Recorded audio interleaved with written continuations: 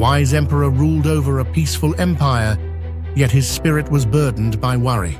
His only daughter, a woman of unparalleled beauty and intelligence, had reached an age to marry, but the emperor could not find a match worthy of her. Deeply concerned, he consulted his most trusted advisor, the Grand Vizier, a man renowned for his sagacity. The Grand Vizier, sensing the emperor's distress, inquired, "Your Majesty, what troubles your noble heart? My daughter Ilara deserves the very best, but I fear no man is her equal. She is my most precious jewel." The Grand Vizier, a subtle ambition flickering in his eyes, suggested, "Let me study her scrolls of fate. Perhaps they hold the answer."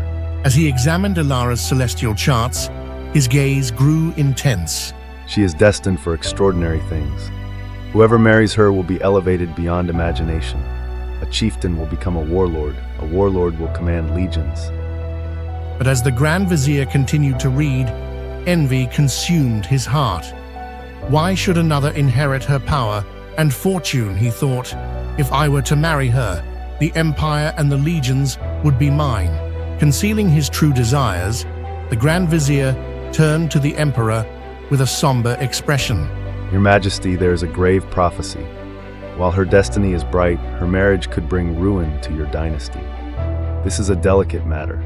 What must I do? Place her in a beautiful casket filled with treasures and set it adrift on the whispering waters. Destiny will guide the casket to the one who is deserving." Though heartbroken and confused, the emperor reluctantly agreed. "Whoever marries her will be elevated beyond imagination. A chieftain will become a warlord will command legions. She is destined for extraordinary things." Ilara, as perplexed as she was saddened, obeyed her father's wishes. As she sat inside the casket, tears welled in her eyes. "Where will these waters carry me?" she whispered. The casket, a shimmering prison of her hopes, floated through the starlit night, borne by the currents. Meanwhile, a young general, tired from a long campaign, rested with his scouts by the riverbank.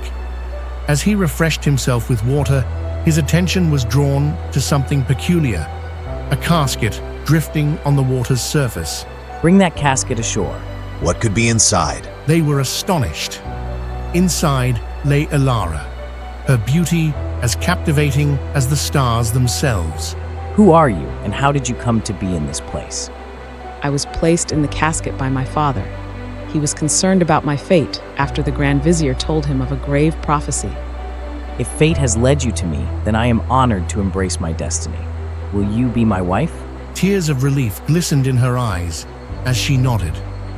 The general, overjoyed, placed a ring of jade on her finger, and their union was ordained by destiny.